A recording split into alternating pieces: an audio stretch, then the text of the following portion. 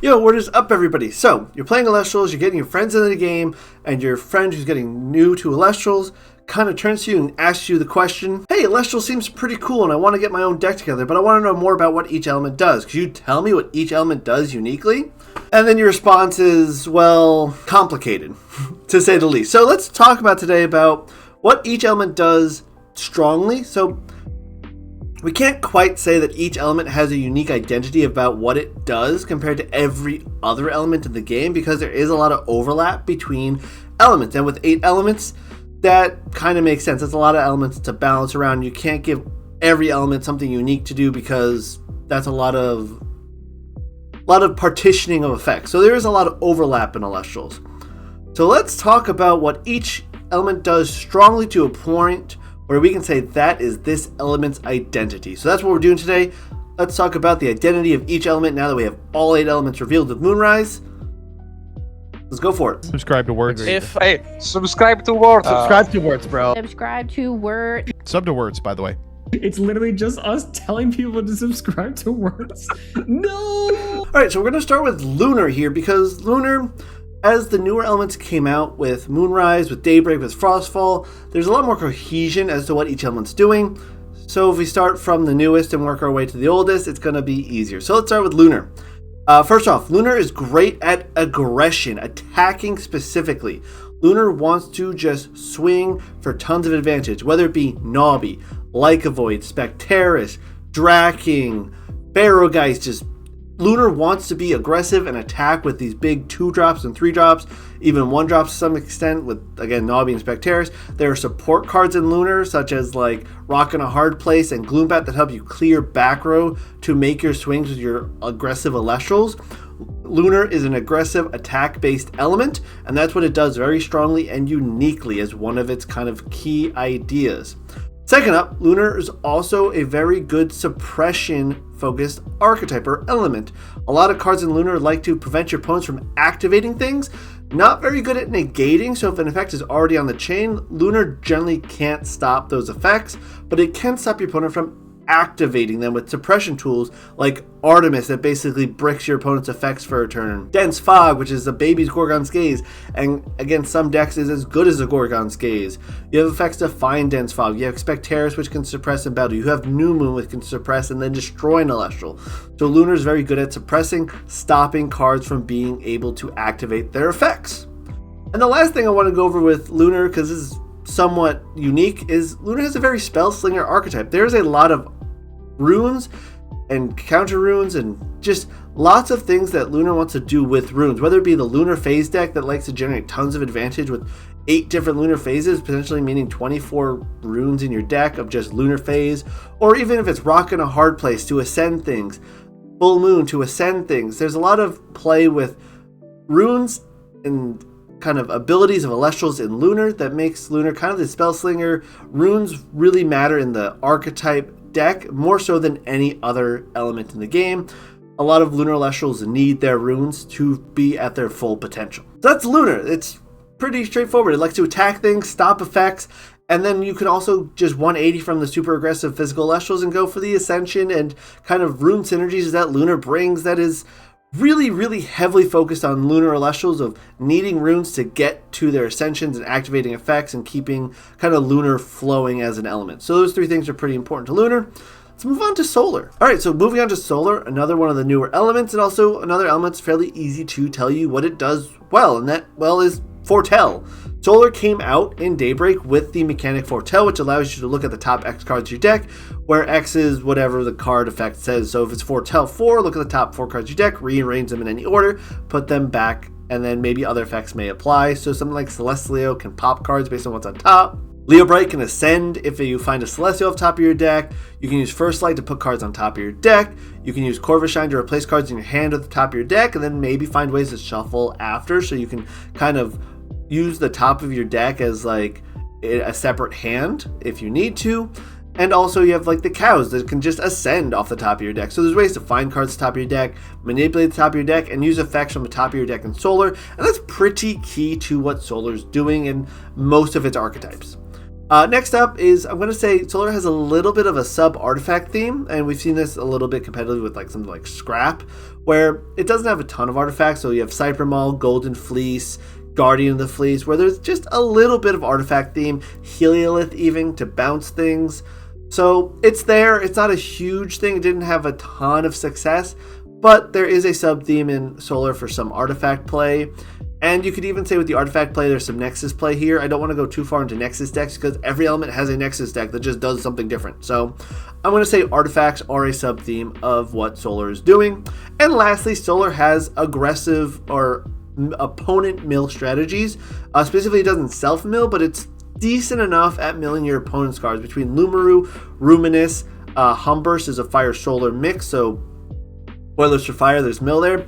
So Solar is an addition to, if you're trying to aggressively mill your opponent to win a game, there are Solar cards that let you do that. So that's another kind of sub-theme of Solar. So ultimately we have kind of those one major theme in Solar, which is top of your deck matters, and then a bunch of sub-themes like, again, artifacts and mill that Solar has hints of, but needs a little bit more to get there. So Solar, top deck matters, artifact matters, milling your opponent out. Alright, next up, the last of the non-base set elements, we're going to talk about Frost, which is another fairly cohesive thing. So first off, almost every Frost deck, the Underworld is king. Frost loves to dump things into the Underworld, whether it be your Morfrost, Self-Mill for Moralith, Blizztrix. There's so many cards in Frost that want you to just put them into the Underworld for effects and shenanigans and reanimating. Frost is an Underworld-focused deck and archetype. No matter almost every Frost deck you play, the Underworld is important to what you're doing in that deck, except maybe Frost Nexus. But most Frost decks, Underworld is the important key defining feature of every single deck. Next up, Frost has also a little bit of aggressive, a little bit of self-mill strategy. So I'm going to say Frost also has mill as an important kind of effect to it. So you are self-milling, or you're milling your opponent with things like Avalanche, with things like Moralith to self-mill. Dumping things into your Underworld from top of your deck is important for us to just mention with Underworld, and it's hard to say, oh, Underworld and mill are separate, but there's a little bit of things there where if you're making a mill deck, you are including things like Avalanche, Frost cards to hit your opponent with some mills as well. So Frost is very good at, or at least decent enough at milling, that it is an identity to Frost, whether that be aggressive or self-beneficial mill. Frost does mill. And lastly, this is a little bit of a stretch, but I'm going to say Frost, as a key defining feature of Frost, Morfrost is really important for what Frost is doing. Almost every version of like competitive Frost deck has used some amount of Morfrost because it kind of puts everything on the map. Morfrost is an archetype like Lunar Phases from Lunar that just is a pile of the same name Elestrals. So I guess you could say name game or Morfrost. Name Elestrals are important. Morfrost are important to Frost. There's a ton of them. It's a deck archetype on its own, and there's also a decent support engine for a lot of other Frost decks because it's good at dumping things into the Underworld, has some removal tools, has some big bodies. It does a little bit of a lot, and I'm going to say when you're talking about Frost is Celestial names, Morfrost is important to Frost. That's a little bit of a stretch, but hey, I'm starting to grasp at straws for all these elements. So we're going to say Morfrost is good as Frost, as an archetype. Yeah. So what's Frost good at? Frost, at the top of the list, Underworld. Underworld. This list of three things is literally Underworld. Frost needs the Underworld for a lot of things, and Frost is good at milling, and Morfrost is kind of important and to note here as what Frost is good at because Morfrost does a lot for the Frost archetype. So Underworld, mill, Morfrost for Frost. Alright, so now we're into the base set elements, and it gets a little bit trickier, but we're going to start with the easier ones to define. We're going to start with water. So what does water do? And first off, water is really good at ramping. It's really good at getting to 2-drop specifically, and decent enough at getting to 3-drop, so there's not really a 3-drop in water you want to get to right now, except maybe Chronodial. Water is very good at accelerating, getting to those 2s and 3s with things like Tadpuff, loading effects like Foamy, bringing things back to board with Rise from the Ashes, Rise from the Depths are very good in water because you have lots of ways to recover spirits. So generally, ramping and getting to 2s in water specifically is very easy. Poseidon, its Divine Rune, is all about getting water onto your Elestrals faster. So very good again at ramping, getting lots of spirits on board, and ascending into 2s and 3s very, very rapidly and consistently. Water is also very good, or at least way better than way better than every other element at Reanimator, or bringing back things from your underworld onto the board. Water does this very well because it does it very efficiently and cheaply, or with a lot of synergy. Things like Caprigal can bring back water Elestrals, which, since water has lots of healing, as I mentioned, bringing back healing Elestrals in small little bodies that can punch for damage. Ivory can bring things back. You have Rise from the Depths, as I mentioned. Rise from the Ashes is pretty good in water with all the heal effects. You can bring back things that heal you, making Rise from the Ashes pretty cheap. So water is very good at just bringing things back from the underworld efficiently enough to make it worthwhile. So water is good at reanimating. And lastly, water is really good at stalling out a game. Between stall tools like Dratagua, Sluggle for healing, you have Tsunami, High Tide for some stall and defensive plays. Water has floating effects like Foamy in there. You have things like Kraken that can stop attacks completely. Things that don't want to get attacked like Porcutide.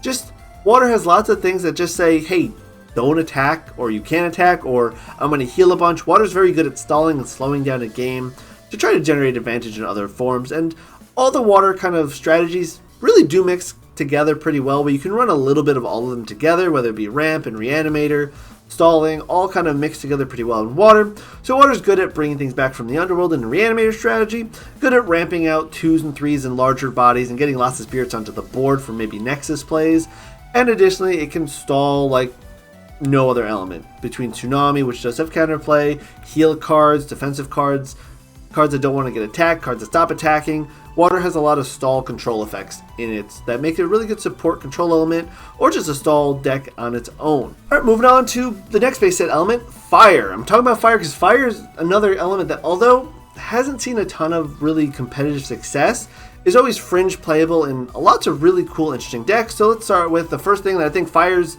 most significant and important thing is combo.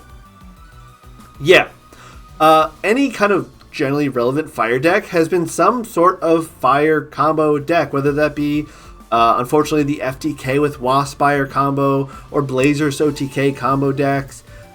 Generally, fire wants to do these kind of crazy shenanigans things where they want lots of cards to come together for these huge swing plays and advantage, whether it be like an Artifact Fire Nexus deck where you're playing things like Argo to bring out a big, Nexus Harmonia to stop a thing from being destroyed to then be able to Nexus the next turn. Like, Fire just likes to do lots of combinations that kind of make it difficult to play Fire, where you're playing lots of 3-4 card combos to try to generally win your game, but that's a lot when other elements can do things easier.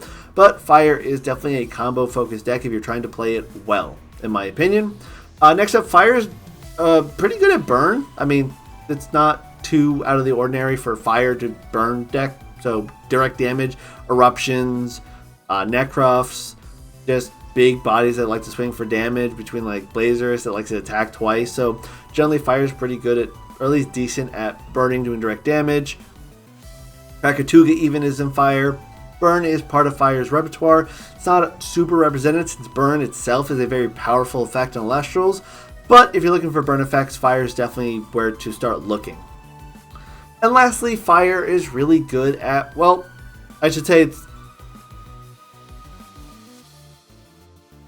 is really good at mill. I'm going to just pause and say Fire is good at mill. Mill or aggressive milling your opponent isn't the best strategy to win the game, but if you're trying to mill your opponent out, you have to play Fire. Fire is the core to the mill deck. As I mentioned before, Solar and Frost both have mill strategies that will help you aggressively win the game by milling out your opponent. Those are supplementary to what Fire does the most. Fire mills between Cinder, Salishade, Humburst. Those are all fire-based cards that mill your opponent for a decent amount. Humbust can mill your opponent for upwards of 8 cards a turn. Humburst can then finish them off with a 6-card mill. Combined with Avalanche, you're milling a ton with Humbust. You have Cinder, which is 3 on receive. You can play some Nexus strategy to make them mill more. And then just getting a Salishade in play can make your opponent basically mill their whole deck out in a turn or two. So, Fire mills. So ultimately, Fire is very good at combo decks. Like all the Fire decks that are decent, have some sort of shenanigans combo going on, whether it be like Blazer Throw TK or you're comboing all your mill cards together for synergies. Mill decks and fire are good, or at least part of the fire strategy, and burn is part of fire strategy to some extent, but I think definitely combo and mill are there, with burn as like the third thing. So combo, burn, mill for fire. Alright, so next up, wind. Now we're getting to the parts where it's pretty hard to specifically say what each element's good at, but I think wind has some pretty significant start where wind is very good at paying life for strong effects. So wind is very expensive. It's very costly to your spirits and your life total for really cool big swing plays and effects. Things like Penterror. Going into Penterror costs you 6 spirits by crashing your Hydrake and your Twindra and ending on this giant 15 attack body. That's expensive, but it's consistent. So there's a lot of consistency tools that are expensive, that do big haymaker plays or big just plays in wind. Even the 1-drops like Sorlik cost 1 spirit to use its effect every turn, but being a pretty good stat at Elestral 5 attack with the ability to manipulate attack and defense stats on a 1-drop is pretty good, consistently, repeatedly, but it's expensive. So wind has strong effects that cost a lot for their effects. And that's pretty consistent across a lot of what wind is doing. Aeolus can search. There's a lot of decent consistency there. Wind likes to just search, use lots of spirits, consistency, and a lot of life for that consistency. And there's a little bit of ramp in wind. There's some wind nexus decks. There's stuff like Power of the Winds that like to ramp in wind. There's decent ways to get wind bigger bodies on board. But ultimately, what wind is good at is paying life for powerful swinging consistency effects. And the paying life or paying spirits is definitely at the top of that list, and everything kind of branches from there is what you're doing with those spirits. So wind ultimately is a deck that is very good at decently being consistent, but being very expensive on your spirit total. So you got to run a lot of Lycris and expect to try to find a way to heal those Lycris back. So that's wind for you. Alright, so the penultimate element is thunder. So we're getting to the part where it's hard to define what an element does. And I'm going to start with thunder is good at searching runes. So generally, if you're playing a deck that needs a divine rune, or you're playing a deck that needs to find a stadium, you're playing Jolton, you're playing Elichik. If you need to find a thunder invoke rune, you can play Magnaros. There's decent tools in thunder to find cards. You can play Ash Rabbit to look at the top of your cards. You can play the Electronite package to draw and be consistent and find things. So generally, thunder is good at searching runes or searching out consistency pieces in general. So we're going to say thunder is good at consistency, making it, well, pretty powerful. It's consistent support, and it's honestly not that expensive to find things. You're playing 1-drops that let you find the cards you need. So thunder is really good at consistency support. Next up, thunder has a little bit of control theme and elements to it. So you have things like Boombat, which are removal. You have Riceros, which is a 1-drop that can stop things from attacking. You have Sonicor, which can stop your opponent from using counter runes. You have Voltempest that can kind of stop your opponent from targeting it and be this big haymaker. There's a little bit of just thunder kind of has some control-y elements to it. And that kind of goes with the consistency support stuff. There's not really much else to highlight with thunder. I mean, you could say thunder is good at nexusing, but there's a good nexus deck in almost every element. So yeah, thunder is just good for really good consistency tools and control tools if you want them. Sonicor is a little fallen out of favor, but it's a good card. Riceros has fallen into favor with some of the matchups. So yeah, thunder's good at consistency and a little bit of control, making it a pretty good support element for basically every other element. Hello Ash Rabbit for the next 20 years. Alright, lastly, we're going to attempt to talk about Earth. Now, I'm not going to do any graphics here or anything fancy because Earth is really hard to figure out what idolize or what Earth does really good and unique, that's unique to it, that it does better than everything else. And it kind of does a little bit of everything you need it to do. Like, if I wanted to say anything good about Earth that is unique to it, is probably the best element at snowballing a game. Not that it's aggressive, but like, if Earth gets ahead on board, it is probably the hardest element to combat when it's already ahead. Between getting a second Viserys out, sticking in Equal Links and repeatedly nexusing every turn, Hell, even if you play Centaur out and you just get a sticky Centaur, you pop the counter runes and can't get targeted by invoke runes. Like, Earth as a deck, or as an element, when it gets set up and going, it is probably the hardest element to board break. And I guess that's what Earth is. Like, Earth just has really good, at least decent tools across the board. It has Earthquake removal, Equal Links removes runes. I have some consistent cards like, I don't know, Clovian Sakursor if you want to draw cards. Sakursor, not many people play it, but if you get it out and it sticks, you're drawing 4 cards, like, for 2. Like, the rate is really good. Like, it's just, I don't know. Earth is the hardest element to define Elestrals in general. I could say there's a fruit thing, but Drataya is banned, so I don't even want to bring that up at length, where you could say, oh, there's a rune-based archetype in Earth, because there's not anymore with Drataya being gone. Maybe when Drataya comes back as EFT, or Escape from Tartarus effect, we can talk more about Earth, but Earth is good at snowballing, and I guess you could say Earth has some really good stat totals, which actually, that is pretty relevant. I mean, Lotagon in Earth is 7-8. That's the best stat line of any 2-drop in the game. Sakursor is a 6-8. That's a really good stat line, even though no one plays it. Centaur has the highest defense in the game. Panzer gets huge with its stat buff. So I guess you could say Earth also has good stats. So stats, snowbally, that's Earth. I guess. Let me know if you come up with something better with Earth. Earth is the hardest element to define what it actually does well, because it does everything solid enough that if it sticks for long enough, you just kind of snowball and win the game from there. So yeah, Earth is good at snowballing, and that's what makes Earth really good, because once you get ahead, you stay ahead. Yeah, that's Earth. I don't know. Let me know in the comments if you have a better idea for Earth, because I can't think of anything. Alright, and that is all the elements to an extent of what they kind of do well. So, breaking it all down really fast, Lunar is good at attacking, suppressing, and a spell-slingery rune-based deck. Solar is really good at top deck matters. Really important to make sure the top of your deck in Solar is manipulated in a way that makes it really good for your effects. It's good at, or at least decent at milling, and artifacts matter to an extent in Solar. Frost, the Underworld, is king. Underworld. I guess more Frost and Mill are somewhat important to Frost as well. Water, you have Reanimator, Ramp, and Stall that all kind of work together really well and synergistically. That makes Water pretty cohesive there.